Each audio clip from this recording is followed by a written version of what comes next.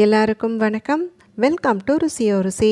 இன்றைக்கி நம்ம ருசியோ ருசி சேனலில் பார்க்க போகிறது கடலளவு கடன் சுமையும் கடுகளவு குறையணும் அப்படின்னு சொல்லும் பொழுது திங்கட்கிழமை நாளோடு சேர்ந்து வரக்கூடிய அமாவாசையான இந்த வைகாசி அமாவாசை திருநாளின் பொழுது ஆண்டியையும் அரசனாக்கக்கூடிய இலையாக கருதப்படக்கூடிய அரச இலையை பயன்படுத்தி நம்மளுடைய எல்லா விதமான கடன் சார்ந்த பிரச்சனைகளும் தீர்வதற்குண்டான எந்த குறித்த பரிகாரத்தை சிறப்பான முறையில் மேற்கொள்ளலாம். இந்த பரிகாரத்தை செய்யும் பொழுது பின்பற்ற வேண்டிய ஒரு சில முக்கியமான குறிப்புகள் என்ன அப்படிங்கிறதுக்குண்டான அனைத்து விதமான தகவல்களையும் தான் நம்ம இன்னைக்கு இந்த பதிவின் மூலிமா தெரிஞ்சுக்க போகிறோம். வீடியோவை எங்கேயுமே ஸ்கிப் பண்ணாமல் பாருங்கள். அப்போ தான் எந்த ஒரு சின்ன தகவலையுமே நீங்கள் மிஸ் பண்ணாமல் தெரிஞ்சுக்க முடியும். இப்போ நம்ம ஸ்டார்ட் பண்ணிடலாம். நம்மள நிறைய பேர் ஏதோ ஒரு விஷயத்துக்காக கடனை வாங்கிட்டு அந்த கடனை தீர்க்க எந்த ஒரு வழியும் தெரியாமல் தடுமாறி மேலும் மேலும் கடன்பட்டு கலங்கி நிற்பது அப்படிங்கிறத செய்கிறோம். இது கடனை வாங்கினவர் அப்படின்னு சொல்லி இல்லாமல் அந்த குடும்பமே பார்த்தீங்க அப்படின்னு சொன்னால் ஒரு சில நேரங்களில் தடுமாற்றத்தை சந்திக்கும். இப்படி இந்த மாதிரியான கடன் பிரச்சனை முழுவதுமே தீரணும் அப்படின்னு சொல்லும் பொழுது ஒரு சில அற்புத சேர்க்கை வரக்கூடிய நாளின் பொழுது நம்ம மேற்கொள்ளக்கூடிய பரிகாரமானது நமக்கு நிச்சயமான பலன்களை பெற்றுத்தருவதாக நம்பப்படுது. அதுலேயும் இந்த திங்கட்கிழமையோடு சேர்ந்து வரக்கூடிய அமாவாசை அப்படிங்கிறத சோமவார அமாவாசை அப்படின்னு சொல்லுவோம். சோமவார அமாவாசை அப்படின்னு சொல்லுவோம். வளங்கள் அனைத்துமே பெருகக்கூடிய மாதமாக கருதப்படக்கூடிய வைகாசி மாதம் அப்படின்னு சொல்லும் பொழுதே இந்த வைகாசி மாதத்தில் வரக்கூடிய அமாவாசையை குறிப்பிட்டு ஜேஷ்ட அமாவாசை அப்படின்னு சொல்லுவாங்க. அது மட்டும் இல்லாமல் நமக்கு இந்த வருடம் வரக்கூடிய அமாவாசையானது 5 முக்கியமான சிறப்புகளோடு தாங்கி வருது. அப்படி அந்த 5 சிறப்புகள் என்ன, இந்த குறித்த நாளன்னைக்கு எந்த மாதிரியான விஷயங்களை செய்யும் பொழுது எல்லா விதமான நன்மைகளும் நம்மளை வந்தடையும் அப்படிங்கிறதுக்குண்டான தனி விளக்கப்பதிவு நம்ம சேனலில் இருக்குது. அது மட்டும் இல்லாமல் இந்த குறித்த நாளன்னைக்கு ஆண்டியும் அரசனாக்கக்கூடிய அரச இலையை பயன்படுத்தி எந்த ஒரு பரிகாரத்தை செய்யும் பொழுது பணம் மழை போல சேரும் அப்படிங்கிறதுக்குண்டான இன்னொரு தனி செய்முறை விளக்கப்பதிவும் இருக்குது. 2 பதிவினுடைய லிங்கையுமே நான் இந்த வீடியோவோட டிஸ்கிரிப்ஷனில் அட்டாச் பண்ணுறேன். கண்டிப்பாக பாருங்கள்.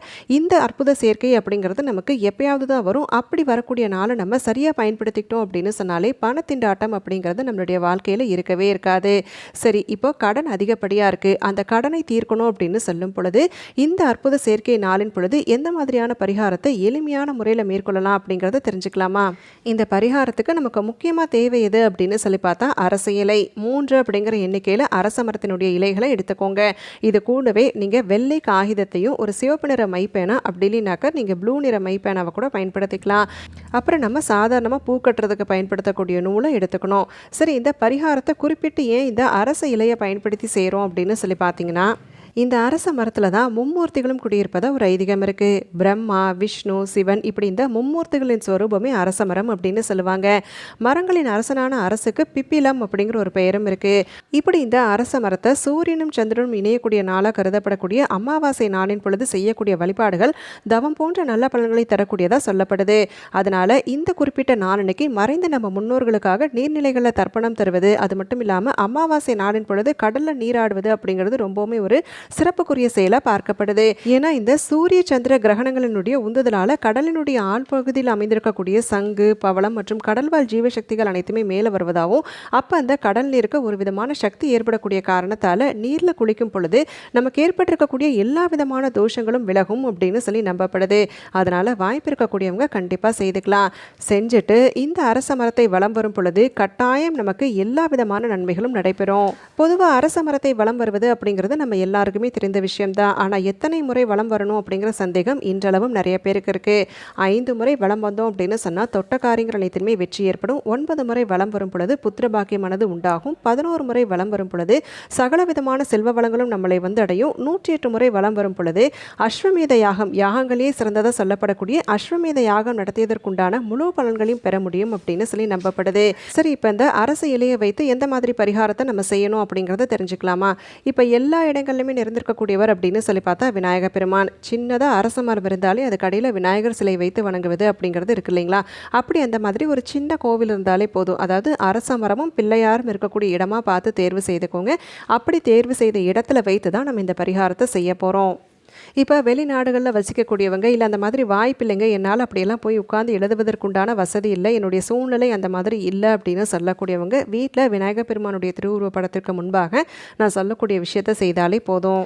எந்த நேரத்தில் செய்யணும் அப்படின்னு பார்த்தீங்கன்னா காலையிலேருந்து மதிய நேரத்துக்குள்ளே நீங்கள் செய்து முடிக்கணும். மாலை நேர வழிபாடு அப்படிங்கிறது அரச மரத்தை முன்னிலைப்படுத்தி செய்வது அப்படிங்கிறத தவிர்த்து கொள்ளணும். அதனால் காலையிலேருந்து மதியத்துக்குள்ளே எப்போ உங்களுக்கு நேரம் கிடைக்குதோ அந்த நேரத்தில் நீங்கள் செய்துக்கலாம். 3 இலைகள் எடுக்கணும் அப்படிங்கிறத சொல்லியிருந்தேன் இல்லைங்களா? அந்த 3 இலைகளில் உங்களுக்கு கடன் தொகை எவ்வளவு இருக்கோ அது இல்லை கடன் ஏதாவது ஒரு விதத்தில் வாங்கியிருக்கிறீங்க, நகை கடனாக இருக்குது, வங்கி கடனாக இருக்குது, வாகன கடனாக இருக்குது, எந்த ஒரு கடன் இருந்தாலுமே அனைத்தையுமே நீங்கள் சேர்த்து ஒரு கூட்டுத்தொகை வரும் பாருங்கள், அதை எழுதுவது அப்படிங்கிறத செய்யணும். சிவப்பு மைப்பேனாவை பயன்படுத்துவது இல்லை ப்ளூ மைப்பேனா பயன்படுத்துவது அப்படிங்கிறத செய்துக்கலாம். நீங்கள் எழுதக்கூடியது நல்லா தெளிவாக தெரியணுங்கிற ஒரு அவசியம் கிடையாது. நம்ம எழுதுனது நமக்கு தெரிஞ்சால் போதும், அந்த அளவுக்கு இருந்தாலே போதும்.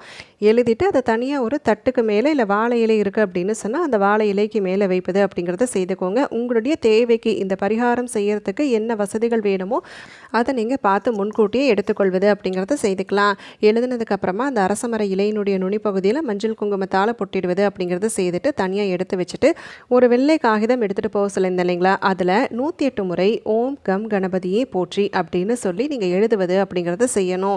எழுதுனதுக்கப்புறமா அந்த தாளை நீங்கள் 3 விட்டு, அதாவது 3 முறை ஓம் கம் கணபதியே அப்படின்னு சொல்லி எழுதியிருக்கிறோம் இல்லைங்களா, 3 முறையாக விட்டு 108 அப்படின்னு சொல்லும் பொழுது அது உங்களுக்கு காகிதங்களை நீங்கள் வெட்டும் பொழுது உங்களுக்கு கிட்டத்தட்ட 36 தாள்கள் கிடைக்கும். அப்படி அந்த தாள்களை நீங்கள் மடிச்சுட்டு பூ கட்டுற மாதிரி நீங்கள் மடித்து வச்சுக்கிட்டு அதை நீங்கள் பூ கட்டுவது போல் கட்டி வைப்பது அப்படிங்கிறத செய்யணும். இப்போ 36 அப்படின்னு சொல்லும் பொழுது அதை நீங்கள் சரி பாதியாக பிரிச்சுக்கோங்க. அதாவது 18 முதல்ல கட்டிட்டு அதுக்கப்புறமா அரசமர இலைகளில் நம்ம எழுதியிருக்கிறோம் பார்த்தீங்களா, அந்த 3 இலைகளை கட்டுவது அப்படிங்கிறது செய்துட்டு மீதம் இருக்கக்கூடிய 18 அந்த தாள்களை பூ கட்டுவது போல் கட்டுறது அப்படிங்கிறத செய்துக்கலாம். இப்படி நம்ம கட்டக்கூடிய இந்த மாலையை கோரிக்கை மாலையாக பாவித்து அதை நம்ம அரசமரத்து பிள்ளையாருக்கு அணிவிப்பது அப்படிங்கிறது செய்திருங்க.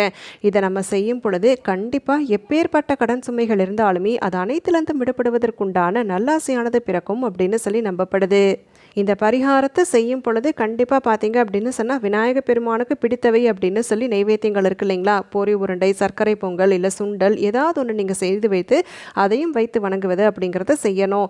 இப்படி இந்த குறித்து சேர்க்கை வரக்கூடிய நாளின் பொழுது அரச மரத்தடியில் அமர்ந்து நம்மளுடைய கோரிக்கையை முன்வைத்து இந்த மாலையை நம்ம தயார் செய்து அதை நம்ம விநாயக பெருமானுக்கு இந்த குறித்த நாளன்னைக்கு அணிவிக்கும் பொழுது கட்டாயமாக நம்மளுடைய கடலளவு கடன் சுமையும் கடுகளவை குறைவதற்குண்டான அருளை விநாயக பெருமான் அருள்வார் அப்படின்னு சொல்லி நம்பப்படுது. இதெல்லாம் செய்திருங்க. அதுக்கப்புறம் நீங்கள் மாலை நேரத்தில் வீடு திரும்பினதுக்கப்புறமா அரசமர இலையை பயன்படுத்தி பணம் பெருகுவதற்குண்டான பரிகாரத்தை எப்படி செய்யணுங்கிறதுக்குண்டான பதிவு இருக்கு இல்லைங்களா, அதையும் பார்த்து மாலை நேரத்தில் நீங்கள் மேற்கொண்டாலே போதும். கண்டிப்பாக உங்களுடைய வாழ்க்கை வளமாவதில், அதுவும் இந்த வைகாசி மாதம் அப்படிங்கிறதே அனைத்து விதமான வளங்களும் பெருகக்கூடிய மாதமாக இருக்கக்கூடிய காரணத்தால் கட்டாயம் இந்த நன்னாரன்னைக்கு செய்யக்கூடிய பரிகாரங்கள், மேற்கொள்ளக்கூடிய வழிபாடு, முன்னோர்களுக்காக செய்யக்கூடிய விஷயங்கள் இது அனைத்துமே ஒன்று சேர்ந்து நமக்கு இருக்கக்கூடிய எல்லா விதமான தோஷங்களும் தீரும். அதே சமயத்தில் எப்பேற்பட்ட கடன் சுமை இருந்தாலுமே அது அனைத்திலிருந்தும் விடுபட்டு நல்ல ஒரு செல்வ செழிப்பான வாழ்க்கை வாழ்வதற்குண்டான அருள் கிடைக்கப்பெறும். இப்படி இந்த பதிவில் சொன்ன விஷயங்கள் அனைத்துமே நீங்கள் முறையாக கடைபிடித்து அனைத்து விதமான கடன் சுமையிலிருந்தும் விடுபட்டு நல்ல ஒரு சிறப்பான சந்தோஷமான செல்வ வளமான வாழ்க்கையை வாழணும் அப்படின்னு சொல்லி நானும் உங்களுக்காக மனதார வேண்டிக்கிறேன். இந்த பதிவு உங்களுக்கு கட்டாயம் பயனுள்ளதாக அமைந்திருக்கு அப்படின்னு சொல்லும் பொழுது பதிவுக்கு ஒரு லைக் கொடுத்து உங்களுடைய ஃப்ரெண்ட்ஸ் அண்ட் ஃபேமிலிக்கும் தவறாமல் ஷேர் பண்ணுங்கள். அவங்களும் இந்த தகவல்கள் அனைத்தையுமே பார்த்து பயன்பெறட்டும். நாளைக்கு மறுபடியும் ஒரு அட்டகாசமான பதிவோடு உங்களை நான் சந்திக்கிறேன். அது வரைக்கும் நன்றி, வணக்கம்.